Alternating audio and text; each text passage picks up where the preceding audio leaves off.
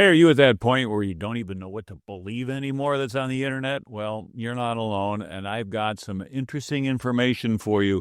A talk that I have on defending truth in the age of cyber deception. Stick around, this is going to be a good one.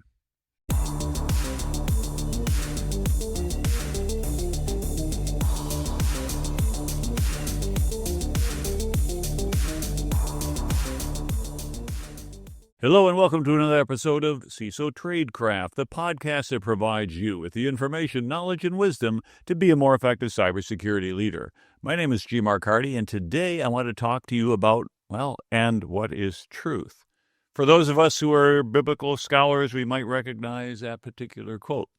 If not, Google it, look it up. But the thought here is that there's a whole lot out there that is not true, and it's hard to figure out what's going on.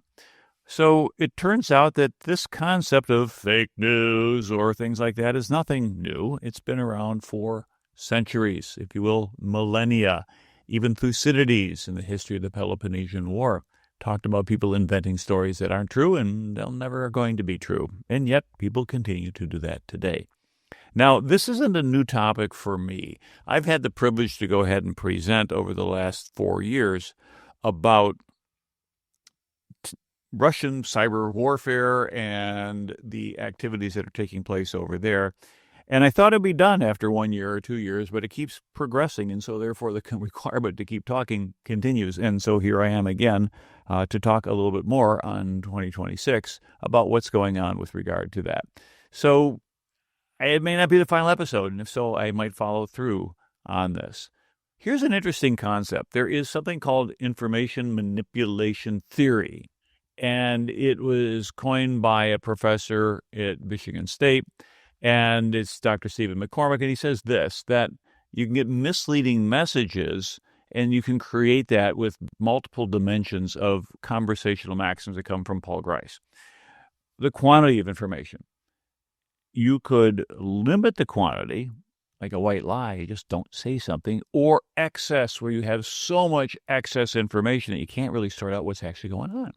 The quality of it, whether you provide true information or outright false information, or misleading, where you're not filling in all the details and you let somebody come to the wrong conclusion. The concept of relation or the relevance to the particular topic at hand. A lot of time the distractions are like, oops, squirrel. And all of a sudden you hope that the audience gets misled or focuses on something else. And then the concept of clarity. We've heard about concepts like word salad and other things like that, the vague, ambiguous way of speaking. Well, this could be a very deliberate approach in addition to maybe just a personal style to go ahead and obscure the truth. What's really interesting that I found out when I looked into this information manipulation theory, that the author himself says what? He says, more importantly, it's not actually a theory at all. You don't have any testable propositions. You can't have a hypothesis that you could falsify.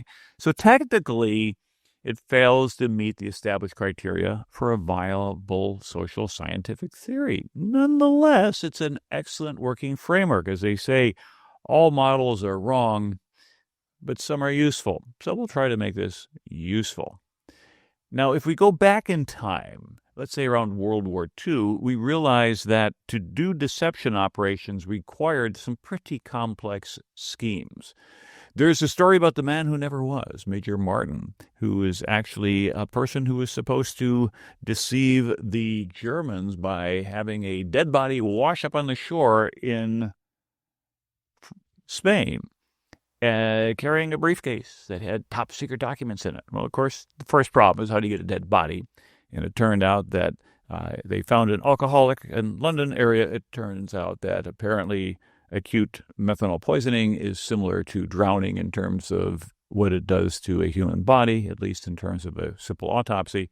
He washed ashore with this briefcase. The area that he was in was not German controlled, but the Germans heard about it. They desperately wanted it and eventually got the content. And because of the nature of doing so, they were deceived about the Allied invasion of Sicily. They thought it was going to be someplace else. There's also the ghost army that created things such as the artificial tanks where they said, hey, everything is done reconnaissance. Maybe somebody is taking photographs from the air. So giant inflatable tanks that don't weigh tons. They weigh enough that 3 or 4 men could pick them up and carry them around and move them around. But you don't let the reconnaissance aircraft take pictures of you doing that. And that whole thing back there, the Ghost Army, was only declassified in 1996. They kept that secret for a long, long time.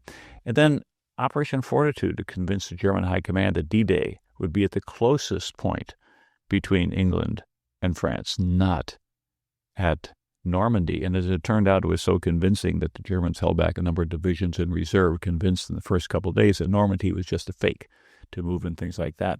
But these very complex schemes were involving a lot of physical material, people, money, moving things around. And of course, they relied upon being able to have a limited amount of observation.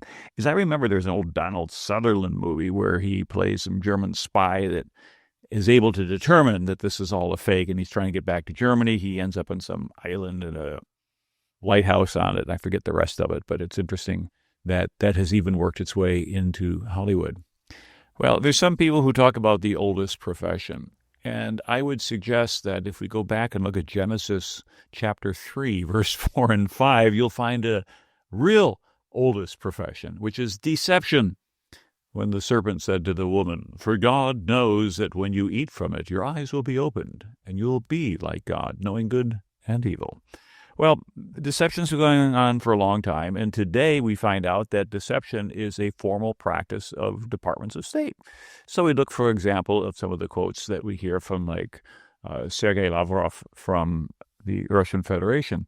And those in the West would read things where they say, he says, Russia's never deliberately targeted any sites not linked to military abilities of Ukraine. And yet we hear on the news constantly about apartment buildings, schools, hospitals, other infrastructure being destroyed or damaged. Well, he's not necessarily being evil like a serpent. He's just government employees following orders. And in fact, Russia has been the master of deception, false information for decades. It goes back so far that the average person in Russia knows that when the government tells them something, that, you've got to be really careful about believing it. And so the naivete is gone. And yet speaking up about it and saying something in that society might be rather dangerous, because the government has a lot of control over what information gets out, which we're going to talk a little bit about in a few minutes, about how do you actually control that flow of information. But meanwhile, let's take a look at some of these mechanisms. So the state has media, they have propaganda, they have Pravda, which was the truth in Russian, where there was the newspaper that would put out, and you'd look for that, and you will have official truths. This is the position of the government. And we hear in the news today about newsworthy events, something happens, there is an account of that, and immediately in Washington, D.C., for the Americans, we hear some official government account of what happened. Later, we find out that might be nothing at all that was accurate from the evidence that was presented. Nonetheless, governments continue to do this. There's also censorship out there, and if you do not follow that, this is particularly more important back during things such as wartime, when media was censored to avoid the problem of giving the enemy, a combatant, information about friendly troops that could result in harm or damage to them. Mass surveillance, where you're always looking at things, when you can go ahead and absorb all this information, catch narratives, and either spin false narratives or quash false narratives, depending upon what you want to do. And, of course, be able to run counter narratives, manipulate the facts and things such as that. And so all these are capabilities that governments can do. Well, there's a number of different techniques that they can do in doing such a things, and one of them is called amplification. What you do is you have an initial message, and someone might hear it or they might not. But between bots and troll farms and coordinated campaigns, you can really up the volume and get a lot more people to hear that message and hopefully believe it.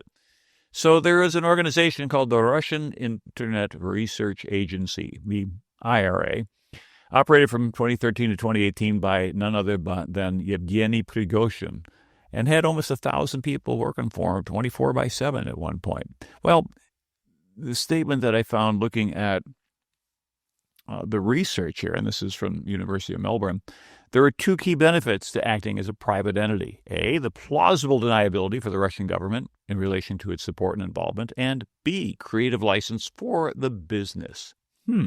So that means that if you're not the government, then you can't be accused of being well, you can be accused of anything, but you can't be, if you will, proven to be an arm of the government. And because you're not a government employee, you might be able to try things that you might not do otherwise. The other quote that came from that particular document I researched was, the IRA's overarching objective was to sow discord and division in nations that were not aligned with Russia's geopolitics, and to undermine confidence in democratic institutions such as electoral systems. The modus operandi was predominantly to amplify existing divisions within societies. Sound familiar?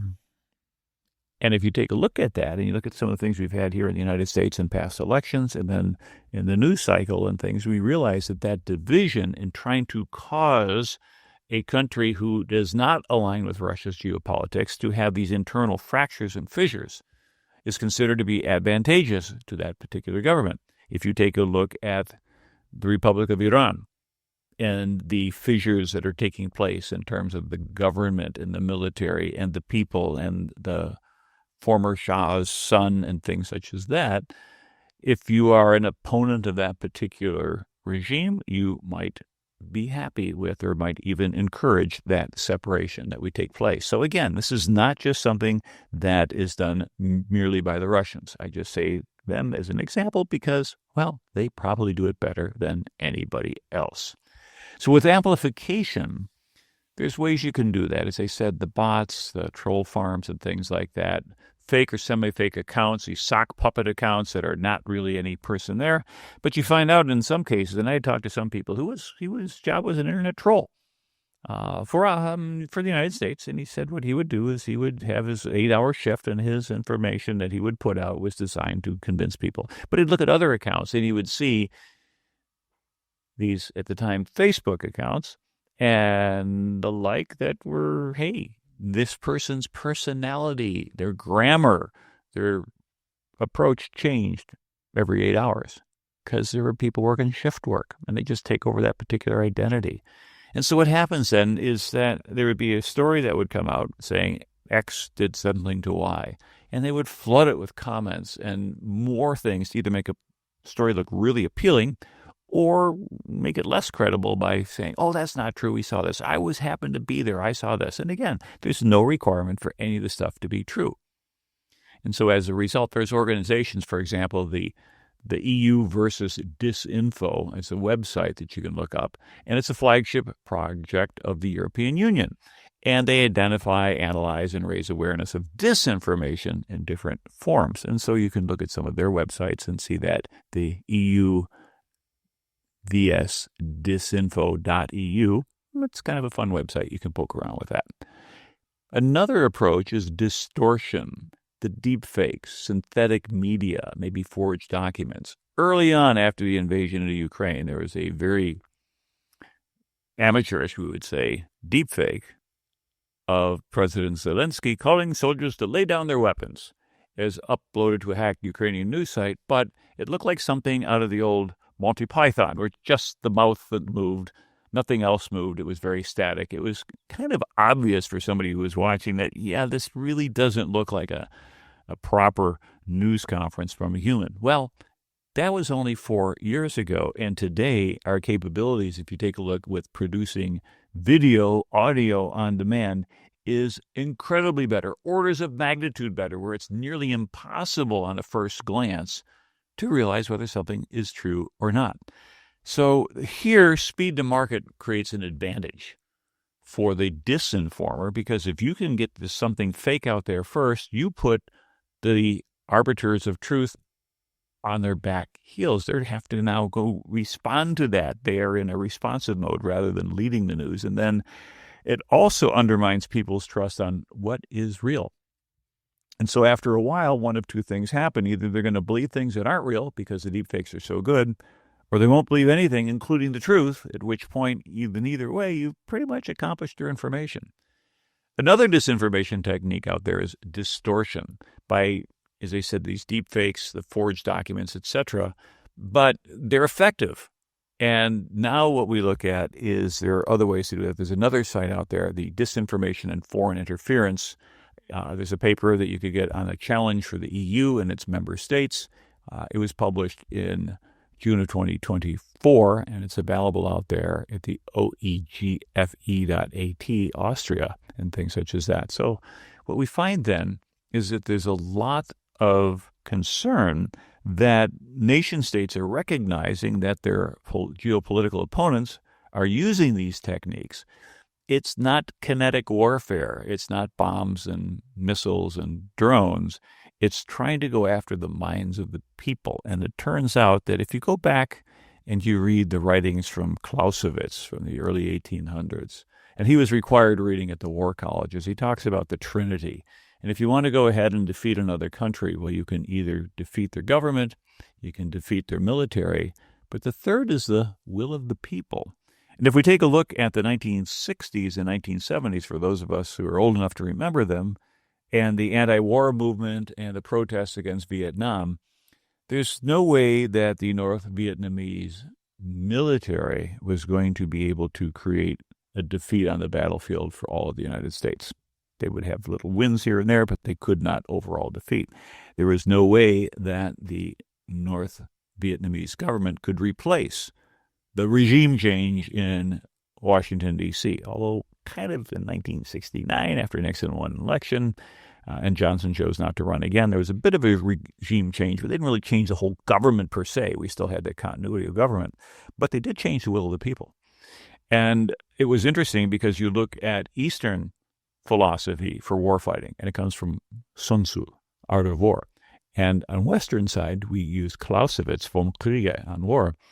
And it was interesting that the North Vietnamese used the Western doctrine against the Westerners, and it worked. Another disinformation technique is suppression, censorship, social penalties, and things like that. You can criminalize information distribution if you say, hey, you said something and we didn't want you to say that, so we are going to fine you, we're going to arrest you, we're going to detain you because you're putting out information we don't want. There are ways to block information. China has a great internet firewall, for example, and special protocols to get around that, prevent VPNs from operating, because that's the way people often get around these controls. So if you can figure out what all the VPN exit notes are, you can block those from an IP stack. As well as interesting things. So we've seen in China, like in Rongcheng, social credit scores, where what happens is that in this particular community, everybody is given a credit amount. It starts you not with money, but with a social credit. You start at 1,000. Now, when you do something that's good, it's credit worthy. You do something to propagate information that the government approves of, you gain points. If you do things that allow you to help the environment, perhaps, but mostly helping out the government in charge, the current regime, if you speak up positively of that, you gain additional social credit.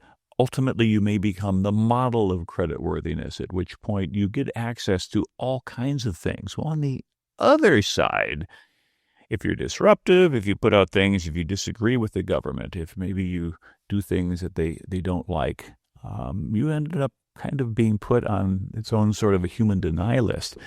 You don't get your titles. Maybe they'll be taken away. You cannot apply, or at least will not be selected at all for any government jobs. Your professional qualifications might be canceled, saying you no longer have your certs and things like that. You cannot get a loan. And it keeps getting worse, you might end up with disciplinary action and things like that. Well, this is a bit of a concern because in some cases, some people are considering it a template for a much larger than a single community, but it could be at the national level. And it doesn't necessarily have to be China who implements it. So think about that. So with these mechanisms, with the way to go ahead and do that, to restrict counter narratives, if there's a truth that comes out that the government likes and there's somebody pushing fake news, you can criminalize that. You're not worried about this First Amendment rights and things like that. If you don't like a server, shut it down. If you have a journalist, pull them off the street.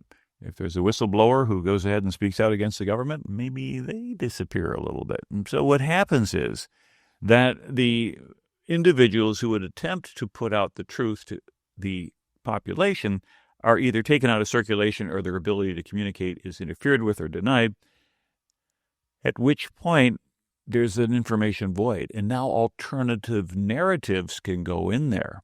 And so we find then, for example, like the QUIC protocol, the QUIC protocol, which is designed to censor Chinese residents from the outside world, so to speak. And there's been efforts to go ahead and find ways to circumvent it and get around it and things such as that. But the whole idea is that if you can control information flow, and probably the only nation that does it almost utterly would be the Democratic People's Republic of Korea, aka North Korea, and DPRK is extremely effective in that. But think of the requirement to have that level of control over information flow requires an absolutely rigid state where the individual has few, if any, rights. That works, but it may not be the future that you want to live in. Another disinformation technique, a hybrid technique, is coordinating with state and non-state actors. So what will happen then is you will have a government issue a statement, and then private citizens, or apparently private citizens, will say, hey, that's right. Oh, yeah, I was there. I heard this person speak. This is wonderful. I believe in it. And so what happens then is you end up amplifying the state narratives, but they use these proxies, influencers, other things like that. See, what's happening is now the information is not just top-down. It's not just the government saying something, but you're hearing it coming from laterally, from peers, from other people that are out there, and things such as that. And so it creates some plausible deniability for the states who are using these non-state actors, and it also allows different audiences to be reached. Some people might not watch or listen to the official government channels, but they're almost always going to listen to their neighbors. They're going to get together, whether it's at the coffee shop or the barber shop or wherever information is exchanged, and this information works back and forth. And we found some particular disinformation networks out there using paid influencers, fake accounts, all kinds of accounts all over different channels. They're designed to go ahead and align this message. So when the government puts out something, particularly a false message, and there's a huge amplification of that across a number of different actors, it's interesting because a lot of people tend to, believe it. So what do you have to do to suppress the truth? Anytime that you find something that is being suppressed, there is a requirement. There's a motive. There's always a motive. Otherwise, why bother? But it may not be initially obvious. And so how do you look for it? Well, one thing could be political gain. You say, hey, there's an agenda, we want to advance that, or we have some dissent we want to go ahead and suppress or something like that. In any case, it tends to be political from the government perspective. How do we advance a candidate? How do we advance an agenda? How do we keep somebody from advancing and things such as that? And we'll see that even in modern campaigns where fake information comes out and people are falsely accused of things, putting them on the defensive and causing the electorate to go, I'm not so sure about this person, even though none of that stuff was true. There's, of course, financial profit. We've seen that with the crypto pump and dump, and looked at crypto coins and things like that over the last 16 years or so. There's been so much of that pump and dump, which is all the financial profit about creating and suppressing truth or coming up with fake narratives. Personal interests, political candidates want to win. Once you get up there and you get that political thing, you can do pretty well. Some people like the power. Some people like the money you can make on the sideshows. So you get some really good stock tips when you're going ahead and holding hearings to approve companies, things such as that. So it works out well. Or some people might just be trying to avoid punishment, and so they're working at that, again, a personal benefit, or an ideological thing, trying to push one particular platform, whether it's a government, whether it's a religion, whether it's a company or things like that, to say this is what we want people to believe. And you control that with things like censorship, where you deliberately restrict or remove information, secrecy, where you say, oh, that's now classified, or we're going to remove your security clearance so you no longer have access to that, and now we decouple the truth from the access, and then intimidation, the threats of legal action, lawsuits and things like that. You're under arrest, or you're being hit with lawsuit after lawsuit, or threats or harassment and things like that. See, the propaganda allows a spin on it where then you can add all the flooding of information to create the disinformation narrative tsunami, where that's all that's out there. Sure, there's the truth, but it's going to be harder and harder to find. If you have cooperation at the media, you get selective reporting, where some details will be reported, others will be conveniently ignored. And also the idea is by manipulating the narrative, you can create doubt about facts. You could cause people to, well, wonder, is that really true? And the whole thing true at all? What's the best thing to your advantage if you're trying to suppress truth? People who lack critical thinking skills. Parents, if there's anything you can do to prepare your kids for success in life, is to help them develop solid, strong critical thinking skills. I've never seen a class at the university or high school level that says critical thinking 101, but it needs to be there because you need to be able to look at stuff and to go, it just doesn't look right. Or it might look right, but I'm going to do additional research and information. Hey, in cybersecurity, we do that. I'm looking for an old driver. I was trying to find an old piece of software. I think it was something like a TrueCrypt. In the last TrueCrypt version 7.1 alpha, it came out years ago. And then when they ended up providing things such as BitLocker, they dropped the project. Well, it got forked over to a different parallel universe from TrueCrypt, and you get ViaCrypt. But then you look online, you could find version 7.1 alpha, version 7.1 Bravo, version 7.2, version 8, and most of them are fake. So when you find the 7.1 alpha and you find them on different sites, which is the real one? And maybe you say, well, I'm going to download 5 copies of it. Go ahead and look at the hash and the SHA-256 on it and compare them and find the one that has the highest. So I did that. I found 5 different locations for the match. One of them was off. It's like, yeah, that's probably statistically the Trojan one. So I went with the majority, and it turned out that was the right pick. Also, by charging huge fees for research data, by putting up a toll booth, you restrict people being able to get things. And we've seen cases of the internet has been shut down wholesale in countries. In 2024, India had their internet shut down 84 different times in different places. And the last thing is the echo chambers that people run into. They end up seeing the same narrative over and over again. It's what they want to believe in, and so they get more and more convinced that that's the right thing to do. How do we amplify this? Control the authoritative data. Do not let people get access to the real stuff, but set up alternative narratives and then have huge consequences for anybody who's trying to put out the truth. Navalny found that out in Russia, where he ended up dying in a Russian prison after much maltreatment because he was attempting to go ahead and put out a narrative that was counter to what the Russian government wanted to have. And we've seen this also where certain governments will align. They will say, hey, I'm going to put out a message. I want you to put out the same message. You put out the same message. And so now it's not just country X saying something, but it's country X and Y and Z. And then other people say, well, they're all agreeing on the same thing. It must be true. Because this repetition that you see there, the repeating, also the bots and the trolls, create some sort of believability. So what can you do? Here's an interesting question I have for you. In your organization, who is the arbiter of truth? Who decides what's true? Is it the CEO? Is it legal? Is it you, the CISO? Is it Loudmouth Charlie, who goes ahead and gets everybody to listen to him? That's an interesting question to ask. Who decides what's true? And then says, this is, okay, we accept this as truth, particularly when there's a lot of counter narratives out there. There's deepfake detection tools that are out there. You can look at stuff and say, yeah, that's not right. And it used to be, you look for a person with 6 fingers. I remember at DEF CON a couple of years ago, someone had little plastic fingers that they had 3D printed. Like a ring. He said, if you're going to go rob a bank, put this finger on your hand so that when they have the video, you can say, well, look, there's 6 fingers on the hand. It's obviously a AI generated. Wasn't me. Please dismiss the case. Well, of course, they're much better at this deepfake and stuff like that. But the clues that we find in altered narratives, looking at the metadata in pictures or movies or things like that, or finding that people have overly precise claims but no way to go ahead and get to that level of detail and things like that. Or suddenly there's a penalty for counter-narrative if you go out against what the official line is, and then all of a sudden the government's saying, well, you're going to be in trouble if you say something about it. Maybe there's something fishy about the first one. So here's another idea. How about this? Run some I/O tabletop drills and have pre-approved statements you need to generate.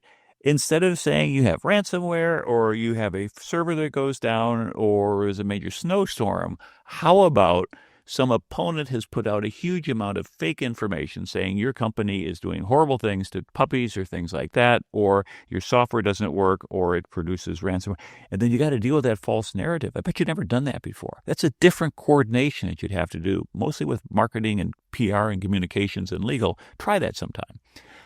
Be able to have pipelines for open source intelligence so you can rapidly validate things so you can read something but go check multiple sources for it.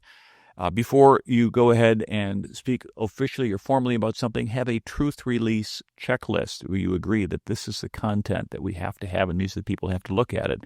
And then create some key performance indicators. What is your time to verify? What is the half-life of a rumor? How well can we correct this particular misinformation, and can we do so? Because bottom line is deception is not going to go away, ever. It's going to get better. It's getting harder to spot.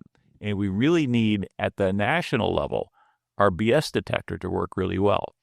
At corporate level, we need it to work well. As an individual, you need it to work well, and also for your family. But as you say, the best defense is critical thinking, due diligence.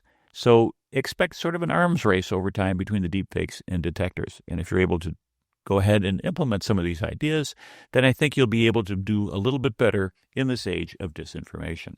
So I hope you found this useful. Thank you very much for being a listener or a watcher of CISO Tradecraft. If you found it valuable to you, go ahead and let other people know where you get your information. Come to our website at CISOTradecraft.com. If you're not following us, follow us on LinkedIn or subscribe on YouTube or any one of a number of podcast channels that we're at, and let other people know where you get your information. We hope that you found this valuable, and thank you for spending the time with me. I'm your host, G. Mark Hardy, and until next time, stay safe out there.